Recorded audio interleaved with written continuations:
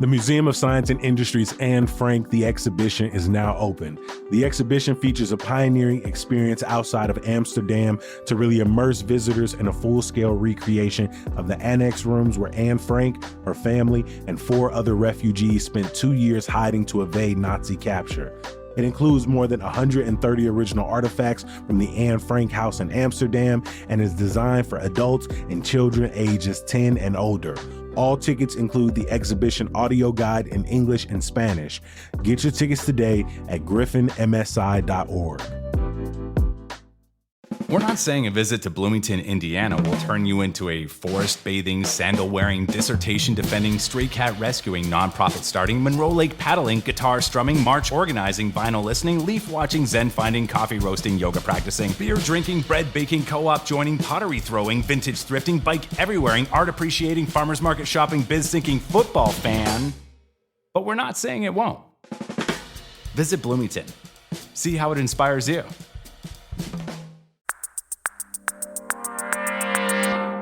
Today on CityCast Chicago, we're talking about how bricks tell the story of the city, why bald eagles are returning to Chicago, and we're going to hear a poem from you.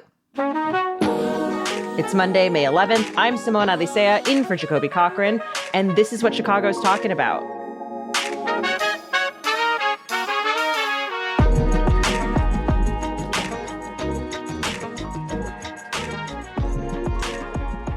I'm here today with CityCast Chicago contributors Lee John Greco and Al Scorch. Lee, welcome back to the pod. Hey, thanks again for having me, Simone. Al, glad to have you back as well.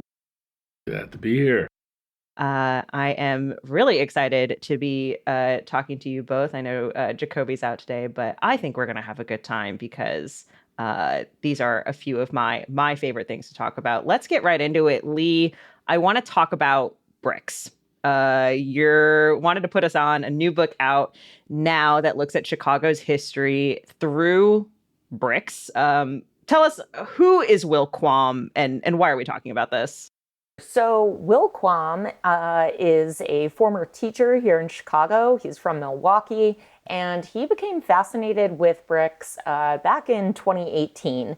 And basically, he started walking around Chicago. He was reading this book called On Looking that gave him kind of a different view of the city. And he became fascinated with bricks and started doing brick tours, these walking tours of different neighborhoods in Chicago to look at the bricks, which you might think, okay, is that interesting? But it really is. It's a fascinating way to look at the architecture in Chicago. Of course, we have tons of architecture tours here. Almost everybody's been on the riverboat tour. You're looking at skyscrapers. This is more of a look at the residential buildings in your neighborhood, maybe local churches, other community buildings, and what Chicago was built on and why we are a brick city. So the new book is called Fire and Clay, How Bricks Reveal the Hidden History of Chicago. Lee, I know you've been on the tour. Like, what can we actually learn about Chicago from brick? Yeah, so I've actually been on 2 of these tours. I think there are about a dozen. They're in all different neighborhoods in Chicago, from the north side to south side, west side. So I went to Rogers Park, and then I did another one in Logan Square. And what's interesting about bricks is that they really tell the story of Chicago. So the reason why Chicago is a brick city, according to Will, is 3 different factors: geography, timing, and industry. So I'm going to take you back to the Great Fire of 1871. So when everything burnt down in Chicago, it actually burnt down at just the right time, because when the city burnt down, brick manufacturing was climbing to its peak. And Chicago was also lucky in that it sat on top of these massive clay deposits. So to take you back even further, Lake Michigan, which was once called Lake Chicago, was a glacier at one point, 14,000 years ago. And when that glacier melted and dried, it left all these like sticky blue, black clay deposits behind. And that was really great for making brick. And so people were gathering these clay deposits right near what is now Marina City, and they were making bricks out of them. And the types of bricks that they were making became what was known as Chicago common brick, which you probably have if you live in, a 2-flat, 3-flat, or kind of, a classic apartment building built in Chicago before, I would say, World War II. It's that sort of ugly, uneven brick. It's not all one color. Ugly is in the eye of the beholder, Lee. That's a good way of looking when at it comes to brick. Yes. And I'm glad that you said that, because I think sometimes, and we'll put it this way too, is that the Chicago common brick it's a great metaphor for Chicago, right? Because the common brick is a workhorse, not a show horse. In the same way that I think Chicago is this kind of union labor city, more so than New York or Boston or DC. You think of these kind of like Tony East Coast cities, right? Chicago's all about the industry. It's all about working hard. And so, yeah, some people find the common brick really ugly because it's uneven and it's not all one color, and it has all these like pebbles and bits of different stones inside of it. But later on, people actually found this brick to be very interesting because of all those different reasons. But common brick is what you're going to typically find on the side of a building or the back of the building, and then face brick is what you will find in the front. And the face brick didn't come from Chicago. So, all of that clay that I was talking about that was left behind in Lake Michigan, that didn't produce those smooth red bricks. You're going to find those from St. Louis. St. Louis is really popular for those because it had a lot of iron deposits. That's why it came out red. Or Milwaukee is known as, Cream City because it was making these like kind of light yellow bricks and everything. So something else that's interesting is if you're walking around Chicago and you see an old building that has all of that face brick all the way around, that person had a lot of money. So I like looking for that when I'm walking around the neighborhood and saying, "Ooh, wow, that is a nice house," because there's not one bit of common brick there. That being said, now brick is coming back into vogue, and nobody produces common brick anymore. So if you have a new build with common brick, that means that they got it from an old house that was torn down, and then they reclaimed the brick. So this is a whole industry nowadays, is like reclaim brick that is then sold. It's like the resale, thrifting, like selling old designer to or remaking old designer to make exactly, something new. Right. Yeah. Or even something that like, you go to maybe a vintage shop and you see something from like the 1970s that was probably like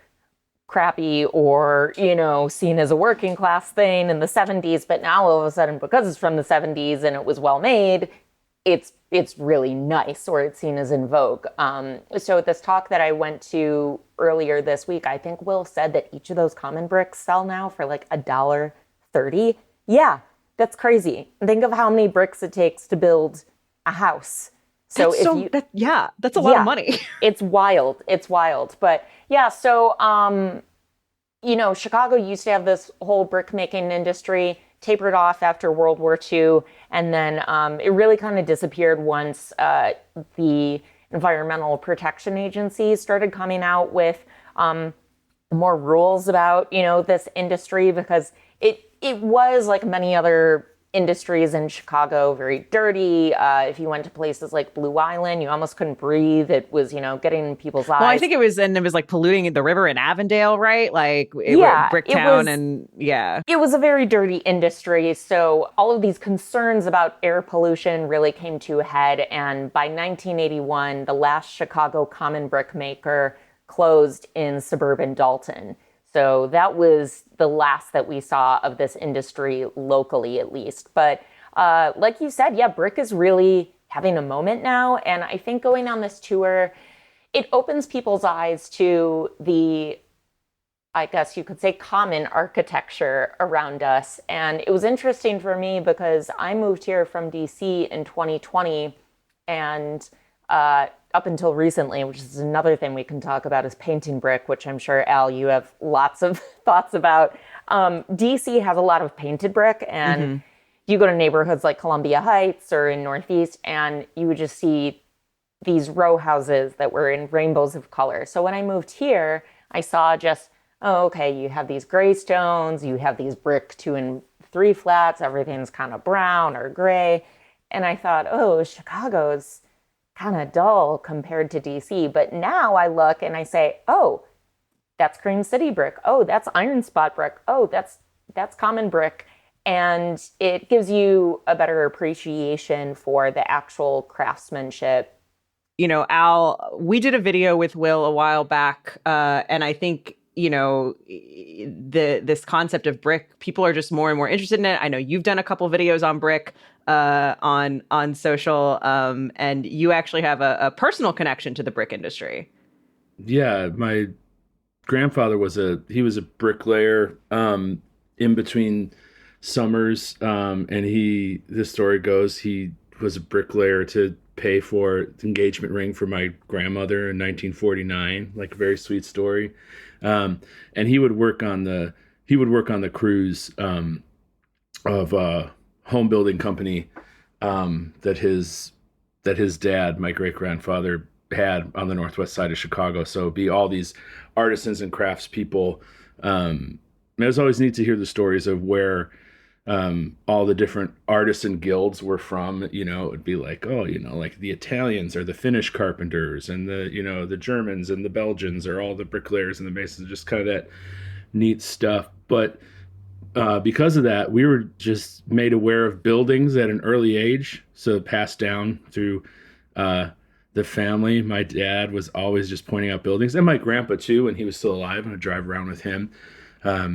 We'd always be looking at roof lines, and we'd always be looking at mortar joints and the condition and the structure of the brick. And that's something for me that really strikes me about brick, is like, you look at every old brick building in Chicago, and you know that every single brick was put there by a human being, and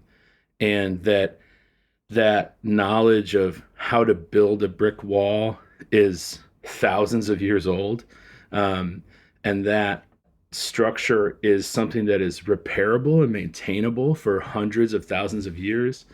And especially now, when you see new construction that is prefabricated pop-up cement walls and all these kind of very modern industrial building techniques that are not very sustainable and also not very long lasting.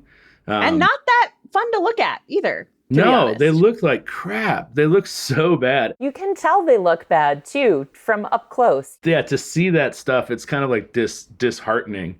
But I guess it's the way of the world, so to speak. But to get people aware of these older building techniques and that they can be maintained, that's another point I wanted to share, is that these trades and these skill sets are like a cultural human knowledge that needs to be maintained and passed down, so that these buildings can be maintained. One thing I love about living in this city is that, like, this is the place where we will have a hour-long conversation and, like, a person can make a living giving tours just about the brick that is building. That's his whole job now. It started as a hobby, and now he actually hired... I thought about doing the tours, but I was like, I'm working too much on the weekend already. But he actually hired another person to do tours. So it's Will and another person now. This talk that he gave at the Driehaus Museum earlier this week was packed. That entire auditorium, the bottom floor and the balcony was completely packed full of people. And I just looked around and thought, like, this is the only city where you could do this. And every time I go on the tours, they are also full up as well. I feel like there's a good, like, a 20, 25, maybe it maxes out at 30 for these tours. And, like, it can be, you know, a pretty cold day and people still go. And I think Chicago is full of people who and we know this because like this is the work we do here at CityCast, but it's like it's full of people who care about the city, who care about its history, who feel connected to the things that are built here. And I also think it's a city of people who get the metaphor of it all. You know what I mean? Who are like interested in this, the craftsmanship of it, and sort of what it represents about who we are. And so, I love this story, and thanks for getting into the brick weeds.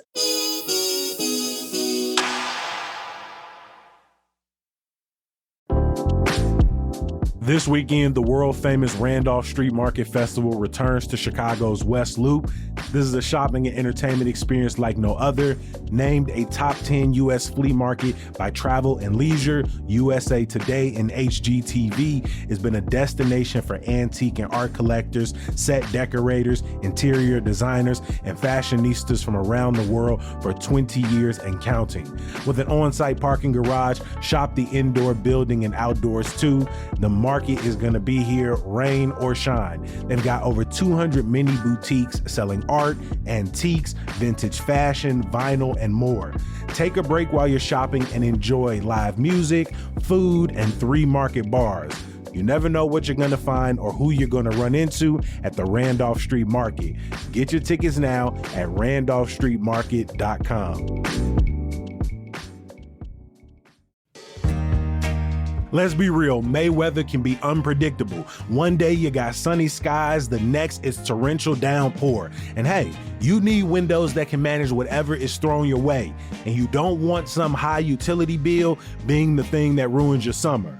Window Nation can help you get new, energy-efficient windows at a great price. The Buy 4 Windows, Get 4 free sale is going on right now. You can update all your windows and get half of them for free. Plus, you get 0 down payment and no payments or interest for 2 years. Window Nation also promises a lifetime warranty, so you can relax knowing your home is protected far into the future. And the installation crews finish the job in a day or less with a 96% customer satisfaction rating and over 45,000 5-star reviews at 3 million windows installed across the country. So hey, schedule a fast free consultation at windownation.com and hurry because the sale ends soon. That's windownation.com.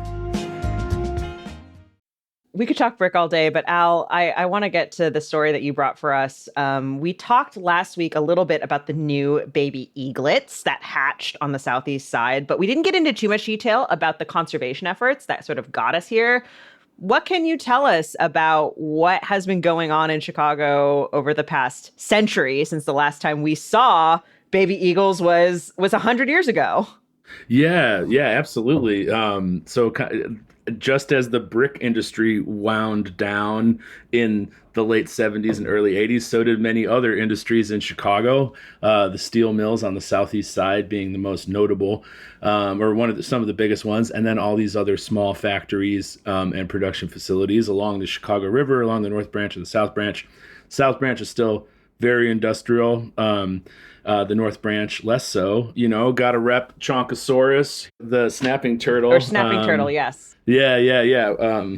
Well known to kayakers. And then when Joey Santor and I were on a kayak and took a video of it, Chonkosaurus was brought into the stratosphere of Wait, that was fame you that did the Chicago accent? Like, you're looking healthy?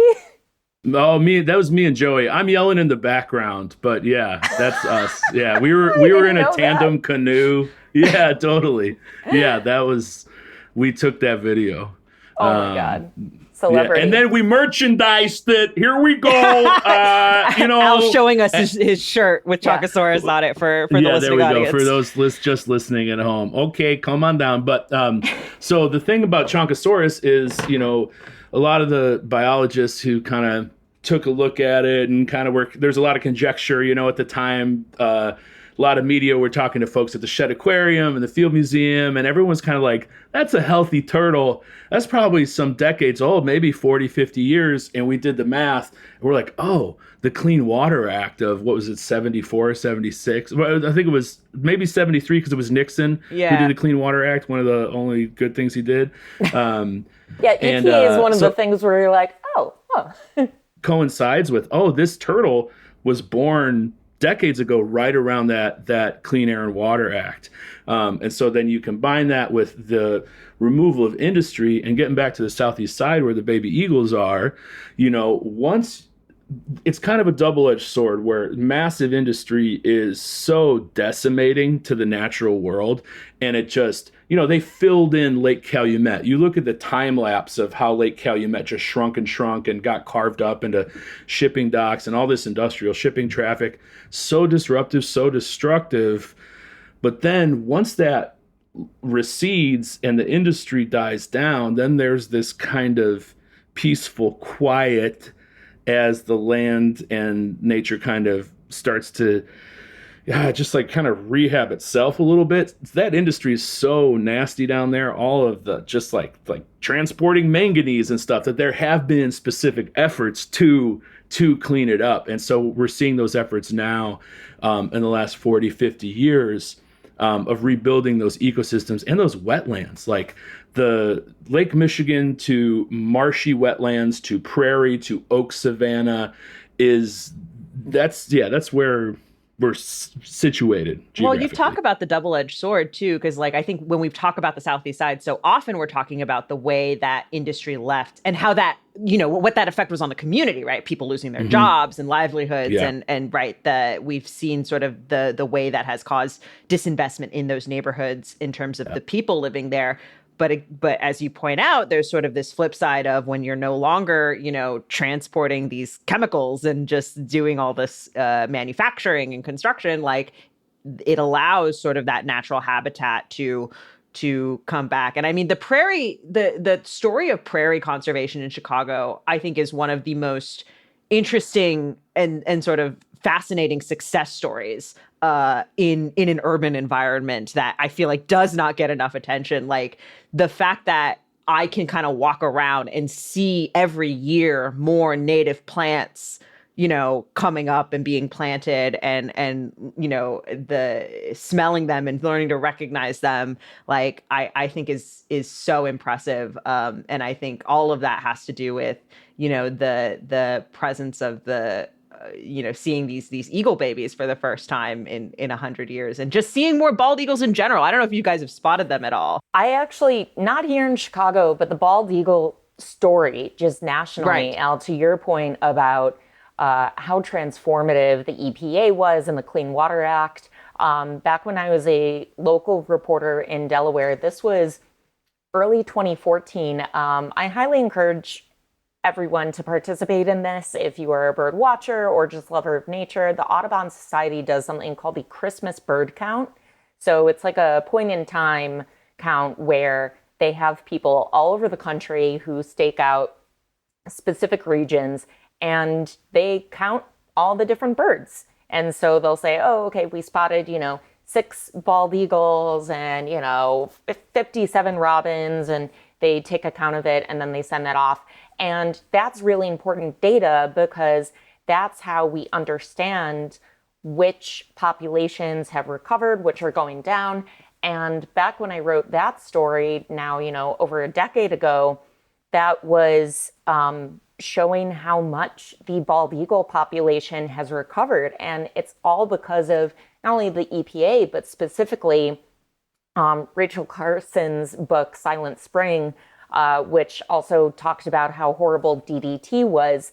Banning DDT was really key to saving bald eagles, because what happened was, eagles would eat the worms or bugs or whatever. Let's say the bugs had DDT in them, and then when the bald eagles would lay their eggs, the shell of the bald eagle egg was so fragile that then predators were getting into the egg really easily. And so that's why the bald eagle population was just plummeting. And so years and years after DDT was banned, then all of a sudden you see the bald eagles recovering and flourishing. I mean, if you go to places like Alaska, the bald eagles there are insanely huge, and their nests are as large as a VW Beetle. They're massive. Yeah. They're massive, and they keep them over generations. So like the grandpa bald eagle built that nest, and then his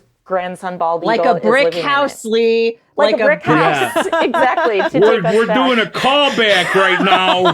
For those listening at home, it is a technique. It threads the narrative together. It's just it's so amazing to see that. I will say one of the gross things about bald eagles, and this is also, I feel like, a metaphor for the United States, because of course they are a national bird. When I did that bird count, I thought, oh, I'm going to see these bald eagles like sweeping up live fish, which is what I saw in Alaska, actually. They just, with their talons, and you just see them pick up a giant salmon that's like almost as wide as your arm, and just they have it in the air. But bald eagles are also like vultures. They will eat dead things as well. Well, they've been saying that they're seeing the bald eagles here picking up on roadkill, like in the city. Yes. Yeah. I saw that regularly, video. yeah. They eat anything. So that's America for you there. They are scavengers. Well, I think that's what's so interesting about the story of the bald eagles too, because yes, it's partly about all the conservation efforts, and so the bald eagle came off the endangered species list in 2007, I believe. They're still protected though, I think, because they are our national bird. Like you can't hunt a bald eagle unless probably, I'm sure RFK has done that. Says you, brother. But I think the other thing that's sort of interesting about the bald eagle story in Illinois is because bald eagles are very common in the Great Lakes region, particularly in the winters. But now, and what we have seen with since the beginning of the 21st century, and now of course with the hatching of these eaglets, is now they are beginning to actually build those nests here in the city or in proximate areas to the city, and sort of are negotiating their relationship. So like maybe they are eating more Chicago rats instead of pulling fish out of maybe. We don't know. We don't know that if that's true. And like more of the conservation efforts that have been going on for decades now on the Southeast side, by like the Field Museum, by now Friends of Big Marsh, is an amazing 300-acre park. One of the most underrated parks in the city. Amazing park. Yeah. And so with them, Department of Natural Resources, Cook County, like there is really a huge kind of coalition that's just come together of all these different organizations and institutions that are kind of rebuilding the Southeast side. And it's food chain. So you plant the native plants again, and then the insect biodiversity comes back when you increase the plant biodiversity, and then the fish biodiversity comes back, and they're restocking it. So you start putting all these things that the predators are eating. It's like when the apex predator comes back, that all the way down the food chain, the whole ecosystem is healing. So like wolves coming back in Wisconsin and Montana, like this is good. This is a good thing.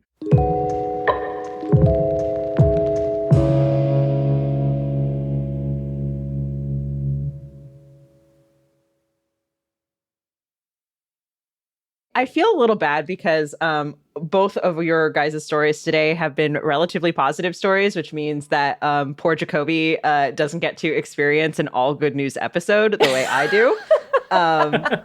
But Jacoby's sick right now, and then he's gonna come back and have to do a really depressing story. Yeah, that's exactly what's gonna happen.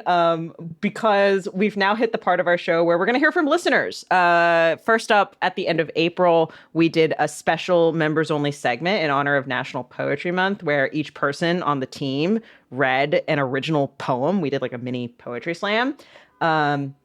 And so we asked our neighbors to send us voice memos of their own poems, and we got one. And I want everybody to hear it. So let's take a listen. Hey, FootyCast. Leaving a voice note for the poetry. I found that episode so exciting and fun. My name is Go, and I've been listening to FootyCast since 2021. And I'm going to share a poem that I wrote for my niece a few years ago that I rediscovered last week, and she is now 2 years old. Okay, this is my poem to my little baby. Baby Yeva, it's your first of many birthdays. Our family celebrates all your craze. Your smile is brighter than sun rays. I hope your loud screaming isn't just a phase. Always use your voice to speak your ways. Party each day, not just on Fridays. When you step out, people will be amazed. You'll get lots of hellos and hey, but be picky and stick to your ways. Don't trust too quick and give all your praise, although you can use your trust a days. Don't let anyone tell you it's just a phase. That's the best way to set a blaze. Your path may feel like a maze, and there's too many fucking crossways, but I don't think of it as a delay. Breathe in, look up, and stargaze. Ground yourself in the beauty and the ugly, always. Aw, that's so sweet. So yeah, that was one of our neighbors. If you're listening to that and you're like, I didn't hear a poetry slam, that's because you're not a CityCast Chicago neighbor listening to the members only segment, which of course you can join anytime at membership.citycast.fm/Chicago to get a hold of that ad-free feed. But yeah, I wanted to share that with you guys and with our listeners. Nice. That's so lovely. Thanks, Simone. A lovely greeting into new life and encouragement, and it's very, very nice. Yes, I asked. Their niece's birthday was March 3rd, so it has already passed. Happy belated. A happy belated birthday, I think. A couple of other notes from our listener mailbag. We did an episode last week, or a couple weeks ago now, where creative producer Michelle Navarro and Jacoby Cochran talked about what's worth waiting in line for, because there was that huge line at the bagel place right recently. The private equity bagels. Yeah, Chicago loves a hype, so long lines, some hype. Okay, I gotta ask you guys. I'm not a line waiter. I won't wait in line for anything. And I would posit that real Chicagoans aren't going to wait in line. You and think that so? Like a lot It's of, the I think Lincoln it's a Park lot of, girlies and the influencers. I mean, I did say I'll wait at Del Sur, but it was really good. But Okay. bagel, yeah, certain I'm things, Yeah, but I mean, like the hype place, like I gotta clue everyone in to this. It's an amazing blah blah blah. No. I still haven't gone to Del Sur because the weekend lines still haven't died down. Del Sur I went shortly after they opened, maybe like their first or second weekend. And like I said, I brought a book and I called my mom and then it was good. So I think go with a friend or bring a book and then it's fine. But that is different than these, I think the crazy long lines that are just all influencers that are going because it's the new thing and not, I don't know. So it's interesting because we posed the question to listeners, what's worth waiting in line for? And a couple folks wrote in and actually came to us with people they would wait in line to see. So Beth in Lakeview East said, I would stand in any line to meet Barack and Michelle Obama, no matter how long it takes. Part of the reason I signed up to be a founding member of the Obama Presidential Center is so I could get early access to tickets and maybe meet them. Wow. So the Obamas. I know Jacoby was just talking about getting a preview of the Obama Center and being upset because they were like, oh, don't release any pictures until the 19th. And then Barack dropped a bunch on his own socials. He's like, what? You think I'm going to compete with Barack? What do you think is happening right now? And we had someone else write in who'd say, I'd stand in line to meet Josh Johnson. His stand-up shows are fire. I also like Josh Johnson. I don't know. He was in Chicago in February. He's doing 2 nights in Milwaukee in October, but I don't think he's back in Chicago anytime soon. I think standing in line for a person is different than a thing. Because a person is Barack Obama's not going to be there every single day. It's a one night only kind of thing. I think this is maybe pretty Chicago thing, but funerals and wakes, to wait in line to pay your respects. I wasn't in town for it, but I really wanted to go to Jesse Jackson's public service. And that's something growing up, my dad would do that. He was oh, I'm going to this wake tonight. Maggie Daley, when Richie Daley's wife passed away, who was, pretty beloved figure, or other Chicago figures. Harry Carey. There was when Harry Carey passed away, there was famous Cubs announcer. He had a big public wake, and you could wait in line, pay your respects to the family. So I feel that's a very Chicago thing. That's I don't know, inside baseball, under the radar. Are you part Irish too, Al?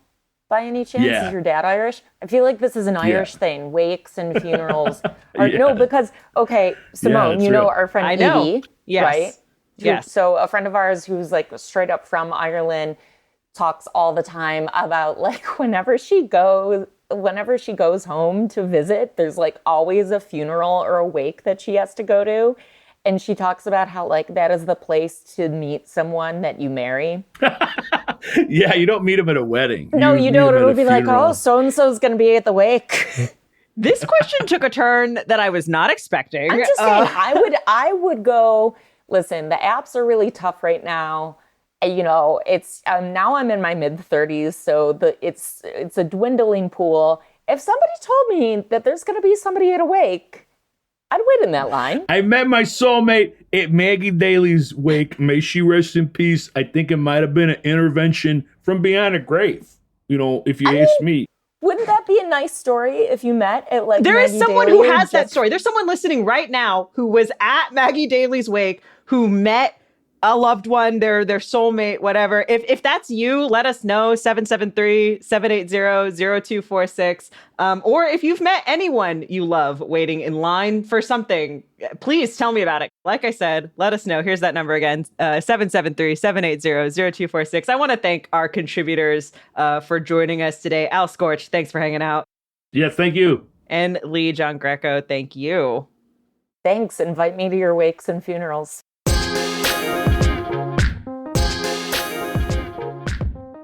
Since this episode has so much good news, I'll leave you with just one more thing, and that's that Jacoby is going to be back tomorrow. Thanks so much for listening, and we'll talk to you then.